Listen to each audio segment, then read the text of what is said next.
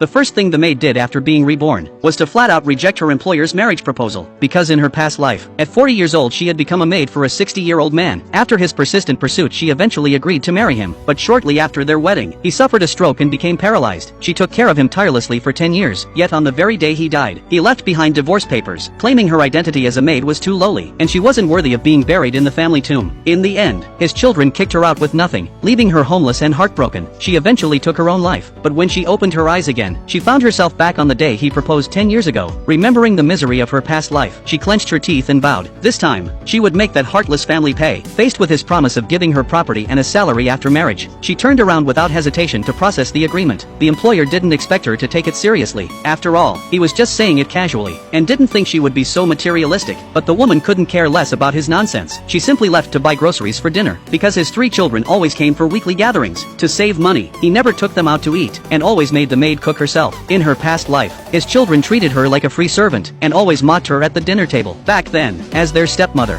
she kept all her grievances to herself, but since fate gave her another chance, she wasn't going to tolerate it again. Sure enough, as soon as they saw the dishes, his daughter immediately complained about the same food every week. The woman replied calmly, saying it was because of his high blood sugar, and reminded them she was only hired to cook for him. The daughter snapped back, saying her father treated the maid too well, and suddenly flipped out, claiming a maid should know her place. But the woman fired back, stating everyone is equal now, and if they wanted her to cook, it would cost $1,000 per meal. The daughter got furious, saying that much could hire a full-time maid for a month, but the woman replied indifferently, saying if they didn't like it, they could eat out. This shut everyone up instantly. Seeing how tense things had become, the employer had no choice but to take them out for dinner. As they left, his daughter mocked her, saying they were going to enjoy a lavish seafood feast. This reminded the woman how in her past life, they would always leave her behind, starving alone at home. After dinner, the employer returned and tossed a box of leftovers in front of her, complaining she was greedy. Soon the rest of the family came back. His daughter casually threw her some scraps, mocking that it was luxury seafood she could never afford. Seeing the woman not touch the food, the daughter got angry, and raised her hand to hit her, but the woman was prepared, and easily dodged. In the next second, the daughter slammed into a jade ornament on the bookshelf. The employer rushed in upon hearing the noise. Even though he saw clearly it was his daughter's fault, he still blamed the maid, claiming it was a $100,000 treasure, and demanded to deduct 3 years of her salary as compensation. The woman just sneered, immediately spotting it as a $10 knockoff from a street stall. She didn't bother arguing, and said she'd let the police handle it. The employer arrogantly declared she had no proof, and told her to go ahead and call. Soon, the police arrived at the scene.